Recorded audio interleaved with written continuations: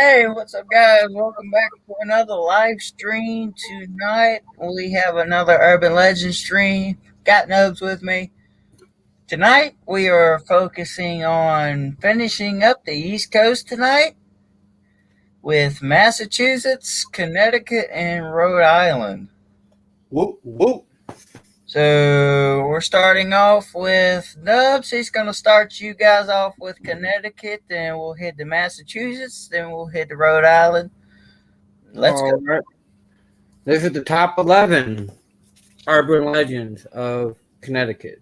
Number 1, Downs Road, which used to connect Bethany and Hampton, is now just an unpaved gated road in the woods. Legend has it that this is the breeding ground for spirit monsters and even a couple of UFO sightings, but it has never been made clear as to why the road has remained intact but still not paved. I think the original inhabitants must know something we don't. That sounds like a place to investigate. Yeah. Number 2 is Gardner Lake in Salem has some weird stuff happening. The product of a family unsuccessful attempt to move it across a frozen lake left it inside a piano. Oh, it's we're gonna skip that one because that's like a picture and I can't really show it. But much like Bigfoot, Connecticut has its own hairy forest dweller known as Winston Wildman. The wild man has been spotted for over 100 years, though usually in clustered accounts with years of silence in between.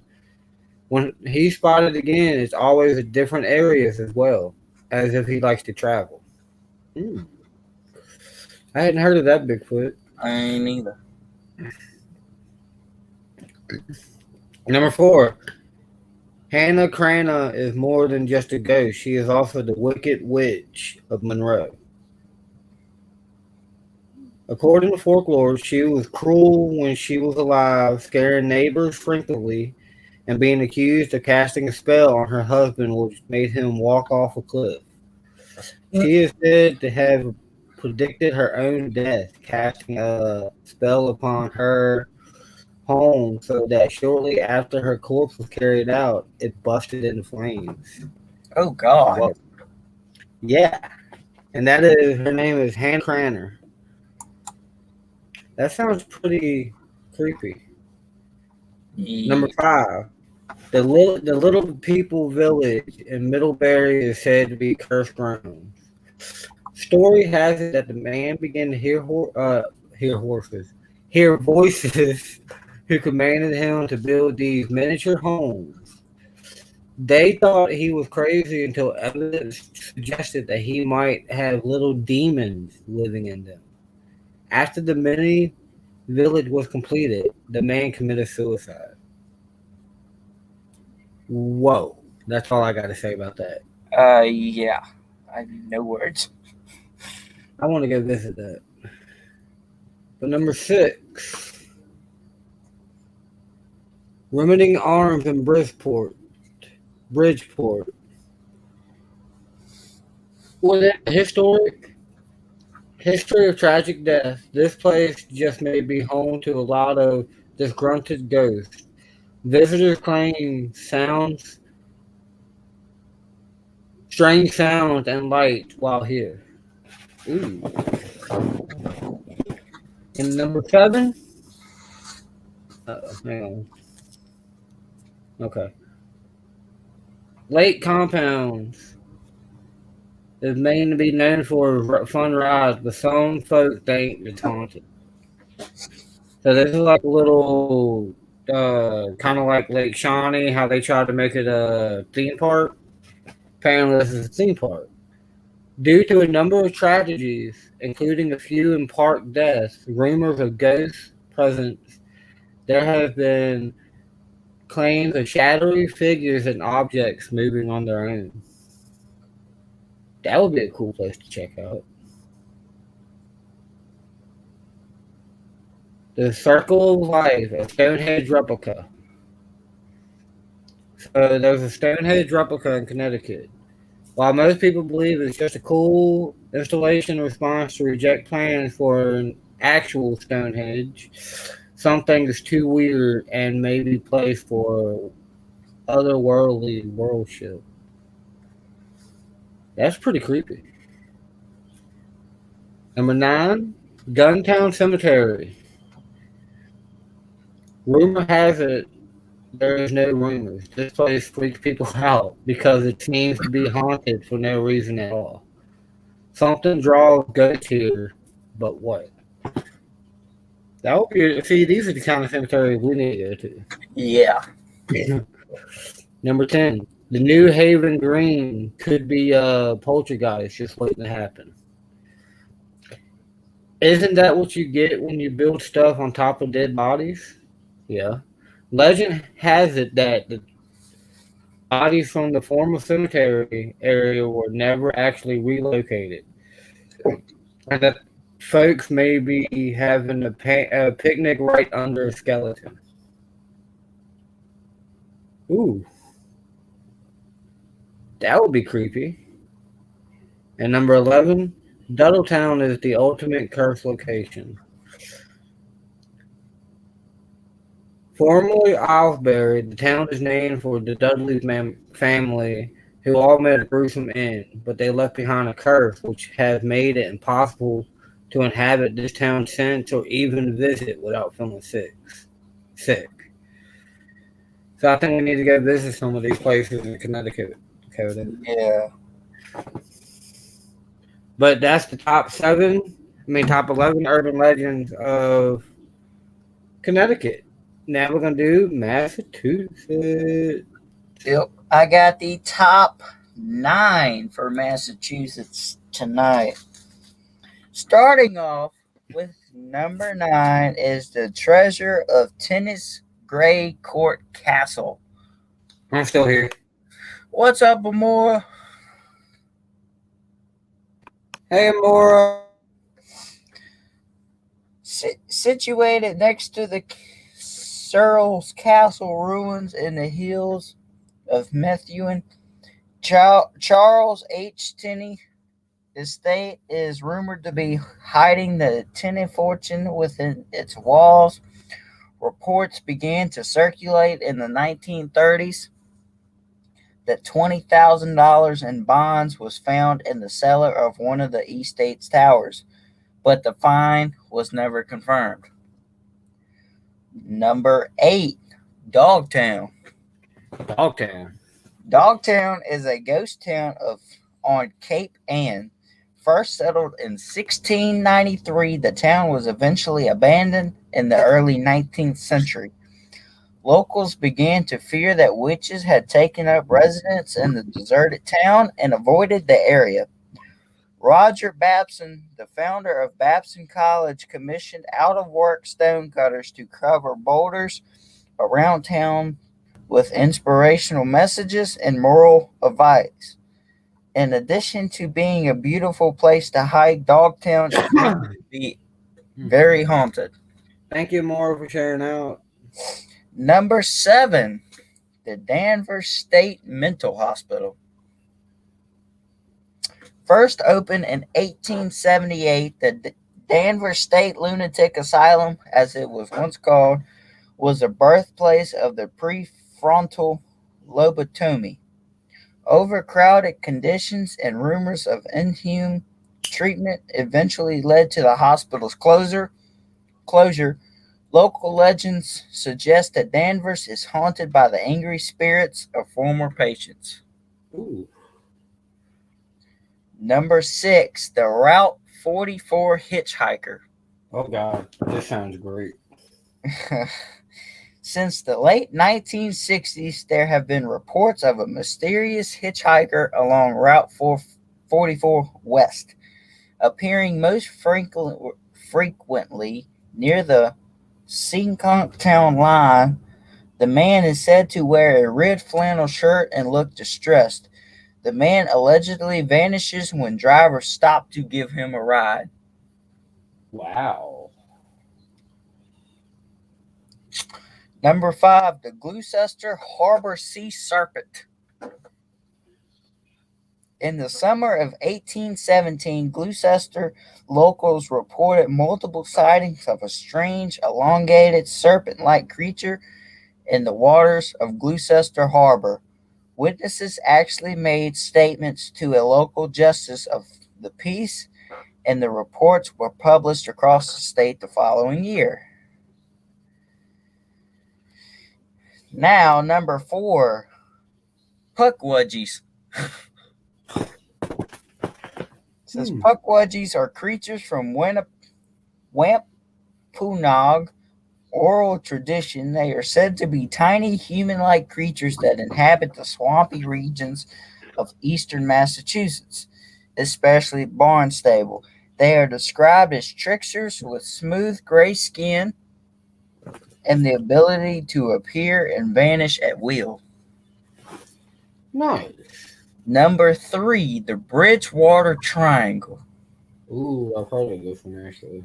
The Bridgewater Triangle refers to an area of about 200 square miles around the Freetown Fall River State Forest in southeastern Massachusetts. It is said to be one of the most haunted forests in the world. Supernatural occurrences such as floating orbs of light, giant snakes, and even UFOs have been reported. Ooh.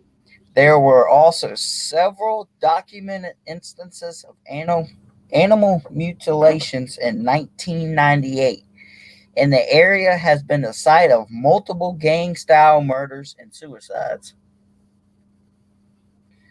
Number 2, the Black Flash of Provincetown. In the late 1930s, Provincetown was haunted by a figure known as the Black Flash. At least 2 adult men reported being assaulted by a figure they described as over 8 feet tall, clothed in black and unusually thin. Other sightings of the mysterious man included accounts that he could leap over high fences. The sightings stopped abruptly in December of 1945. It is 8:42 p.m. here, Maura. Yep, it is 8:42 p.m. Eastern Time. Technically night, afternoon, because it's not night yet. I say evening. Yeah, it's evening. Number 1, the Hoosac Tunnel. What? Oh no, I will say number 1. Oh, okay. Number 1, the Hoosac Tunnel. Nicknamed the Bloody Pit, this railroad tunnel runs between North Adams and Florida. Over 200 people died during its constructions in the mid-19th century. Tales of spooky sounds and sightings in and around the tunnel have been circulating for over 150 years. Ooh. And that is Massachusetts.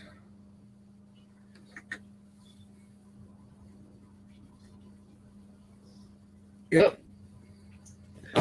And I got the top 6. Yeah, Right our blood. We're supposed to have our blood moon next week. Oh yeah, I heard that. But number 1 on the top 6, Rhode Island, Stormalong and the Giant Octopus. It's unclear when this very old urban legend was first told, but there's much evidence that it began in Rhode Island. The story involves a sail ship through the deepest part of the Atlantic when the Archer was knocked loose into the depths of the sea. After failed attempts to pull in the Archer and continue on the journey, the great Captain Stormalong plunged into the sea. Several moments later, he emerged after successfully arm wrestling the giant octopus that was playing a prank on them. The Archer was brought in, and the octopus was left tied in knots at the bottom of the sea. That's pretty cool. Number 2, the New England Vampire Panic. The New England Vampire Panic is a well-documented period in history fueled entirely by urban legend and fear. Rhode Island was at the center of the series of unfortunate events consisting of exhumation corpses and burning the internal organs. The myth at the time was that tuberculosis was caused by the dead consuming the life of the surviving family members. The people of this time period thought that the only way to stop the disease was to dig up the dead and burn their hearts to halt the vampire activity. This is definitely stuff of nightmares. That's creepy. And number 3, Mercy Brown vampire incident. No other case during the vampiric panic has become as legendary as the exhumation of Mercy Brown. Mercy's immediate family suffered the tuberculosis outbreak, and she was suspected to be causing the ultimate from the grave.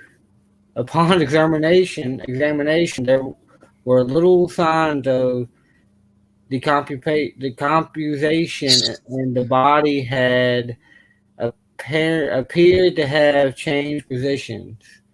Though there are several scientific explanations for this is still popular opinion that she was indeed a vampire.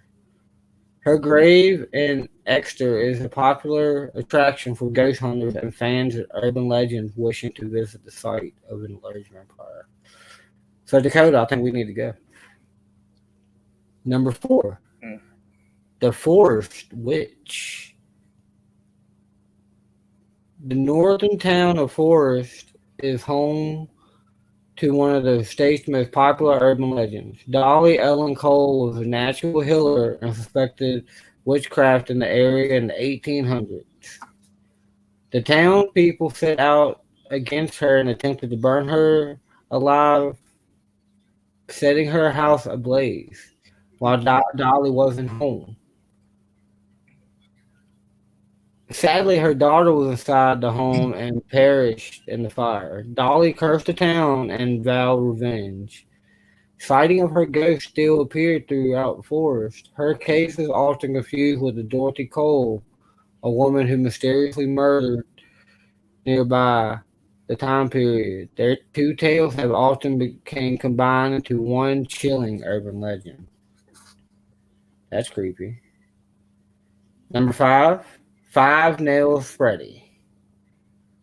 The terrifying cinematic character known as Freddy Krueger is thought to have been inspired by creepy campfire tales in Rhode Island.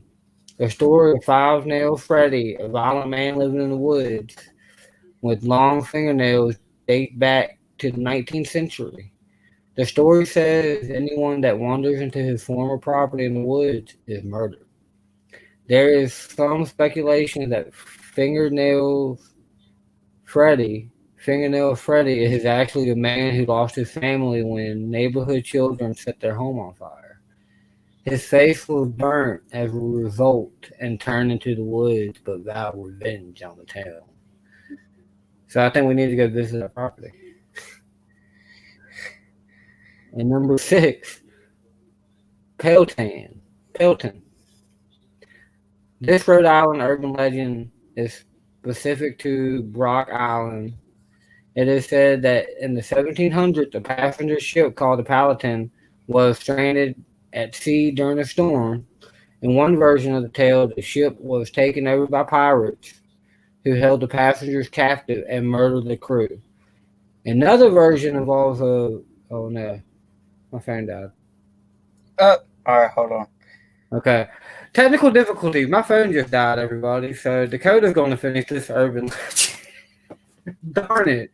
Okay, so where we left off.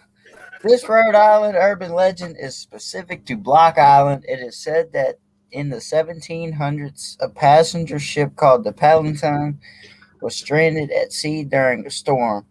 In one version of the tale, the ship was taken over by pirates who held the passengers captive and murdered the crew. Another version involves a mutiny by the crew who murdered the captain and imprisoned the passengers.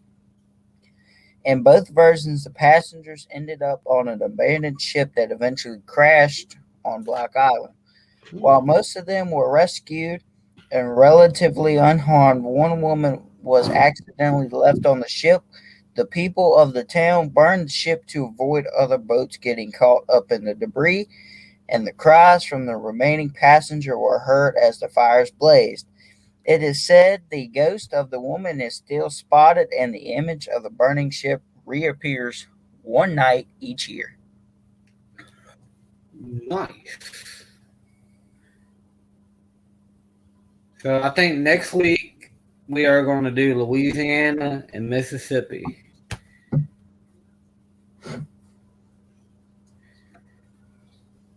Yeah, we're going to do Louisiana and Mississippi. We're going to be on the bayou next week, y'all. But y'all let us know what y'all think in the comments of any of these urban legends. And let us know what y'all know any of these. Because me and Dakota actually had fun doing these. We finally got the whole East Coast done. Now we're going to work our way over.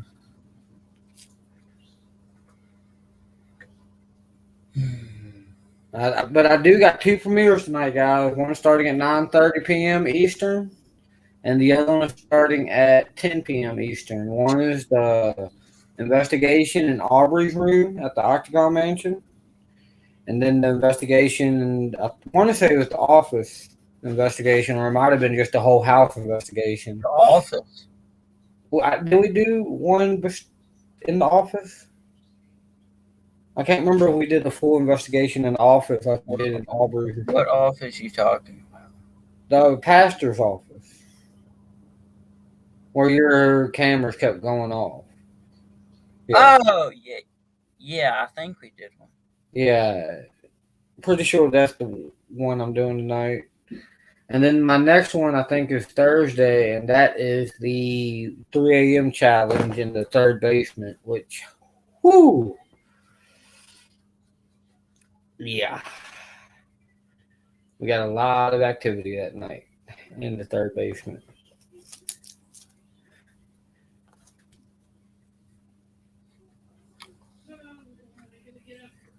But guys, hope you enjoyed, because I got to get off here and go straight to another stream.